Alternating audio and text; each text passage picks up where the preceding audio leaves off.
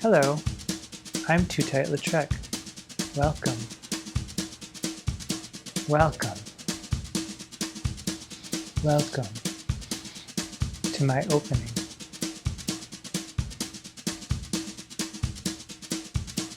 Hello, I'm Too Tight Lautrec. Welcome to my opening, where I serve as your very own personal shopper for literary fiction, where I'll read the openings of books that I recommend for one reason or another, and you can decide if you'd like to read them on your own after I'm done. And if you hear noises, just imagine you're in the middle of a huge city in Paris, somewhere like that. Today's book is going to be Perfume by Patrick Süskind. Patrick Süskind is a writer and screenwriter who was born in 1949 in Germany, and he wrote Perfume in 1985. Since then, he has become a recluse, not allowing any pictures of himself, not hobnobbing with any of the literati. He lives somewhere secluded on a lake, completely reclusive, in Germany, which I'm just saying is my kind of guy. Okay, so Perfume, originally written in German, was called Das Parfum, die Gesichter eines Mordes.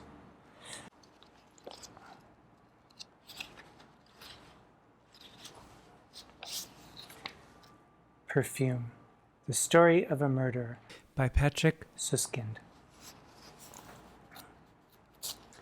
In 18th century France, there lived a man who was one of the most gifted and abominable personages in an era that knew no lack of gifted and abominable personages.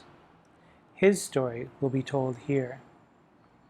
His name was Jean-Baptiste Grenouille, and if his name, in contrast to the names of other gifted abominations, Desaades, for instance, or Saint-Justs, Fouchés, Bonapartes, etc., had been forgotten today, it is certainly not because Grenouille fell short of those more famous blackguards when it came to arrogance, misanthropy, immorality, or, more succinctly, to wickedness, but because his gifts and his sole ambition were restricted to a domain that leaves no traces in history, to the fleeting realm of scent.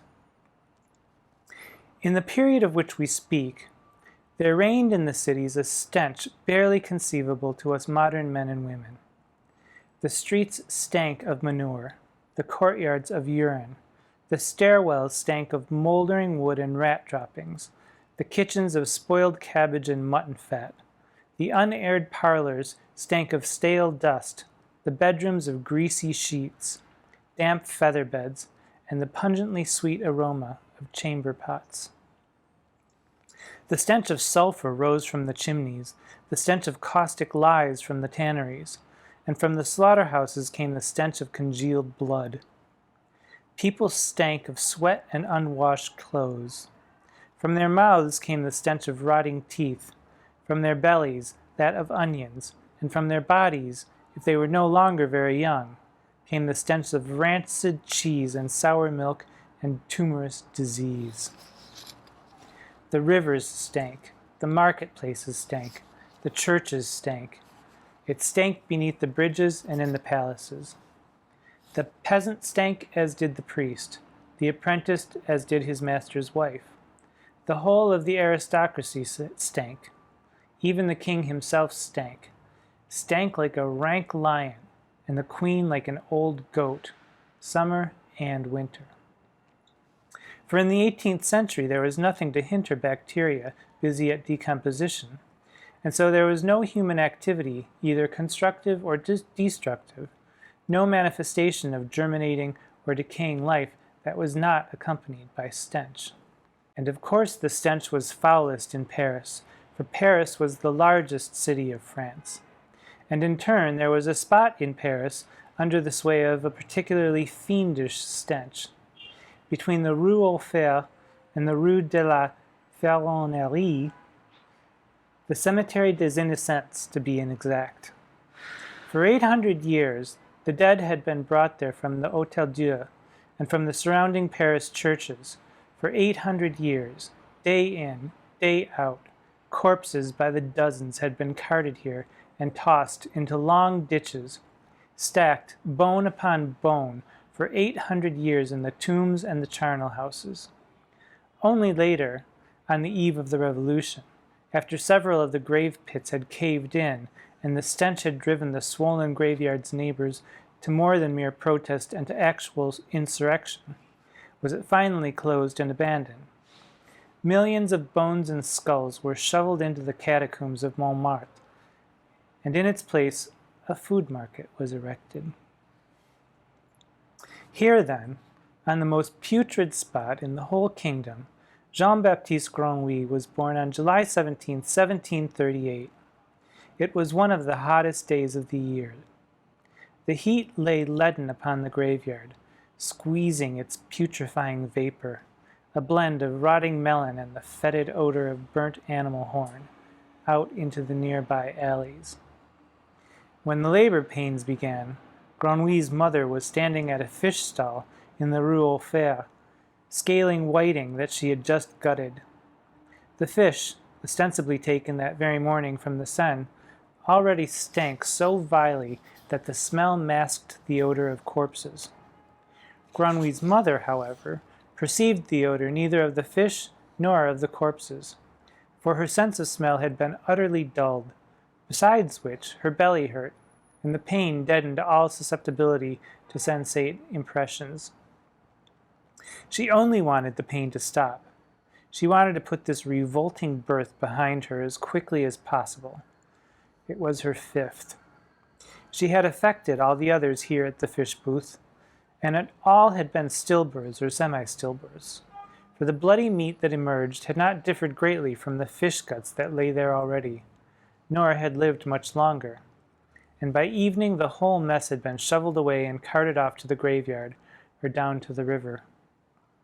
It would be much the same this day, and Grenouille's mother, who was still a young woman, barely in her mid-20s, and who was quite pretty still, had almost all her teeth in her mouth and some hair on her head, and, except for gout and syphilis and a touch of consumption, suffered from no serious disease, who still hoped to live a while yet, perhaps a good 10 or 15 years, and perhaps even to marry one day, and as the honorable wife of a widower with a trade or some such, to bear real children. Grenouille's mother wished that it were already over. And when the final contractions began, she squatted down under the gutting table, and there gave birth, as she had done 4 times before, and cut the newborn thing's umbilical cord with her butcher knife.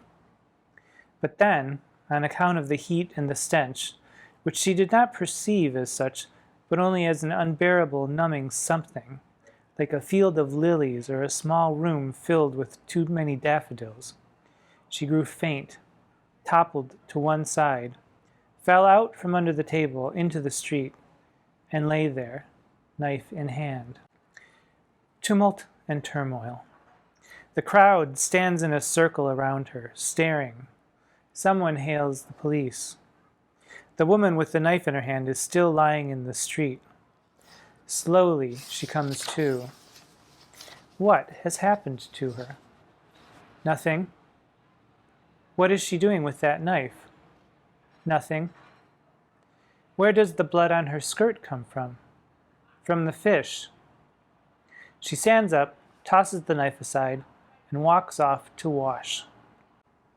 And then, unexpectedly, the infant under the gutting table begins to squall. They have a look, and beneath a swarm of flies and amid the offal and fish heads they discover the newborn child. They pull it out. As prescribed by law, they give it to a wet nurse and arrest the mother. And since she confesses, openly admitting that she would definitely have let the thing perish, just as she had with those other 4, by the way, she is tried, found guilty of multiple infanticide, and a few weeks later decapitated at the Place de Grève. By that time, the child had already changed wet nurses 3 times. No one wanted to keep it for more than a couple of days. It was too greedy, they said, sucked as much as 2 babies, deprived the other sucklings of milk, and them, the wet nurses, of their livelihood, for it was impossible to make a living nursing just 1 babe. The police officer in charge, a man named Lafosse, instantly wearied of the matter and wanted to have the child sent to a halfway house for foundlings and orphans at the far end of the Rue Saint-Antoine, from which transports of children were dispatched daily to the great public orphanage at Rouen. But since these convoys were made up of porters who carried bark caskets into which, for reasons of economy, up to 4 infants were placed at a time, since therefore the mortality rate on the road was extraordinarily high, since for that reason the porters were urged to convey only baptized infants and only those furnished with an official certificate of transport to be stamped upon arrival in Rouen, since the babe Grenouille had neither been baptized nor received even so much as a name to inscribe officially on the certificate of transport, since, moreover, it would not have been good form for the police anonymously to set a child at the gates of the halfway house, which would have been the only way to dodge the other formalities. Thus, because of a whole series of bureaucratic and administrative difficulties that seemed likely to occur if the child were shunted aside, and because time was short as well, Officer Lafosse revoked his original decisions and gave instructions for the boy to be handed over on written receipt to some ecclesiastical institution or other, so that there they could baptize him and decide his further fate. He got rid of him at the cloister of Saint-Marie in the Rue Saint-Martin. There they baptized him with the name Jean-Baptiste, and because on that day the prior was in a good mood, and the eleemosynary fund not yet exhausted, they did not have the child shipped to Rouen, but instead pampered him at the cloister's expense.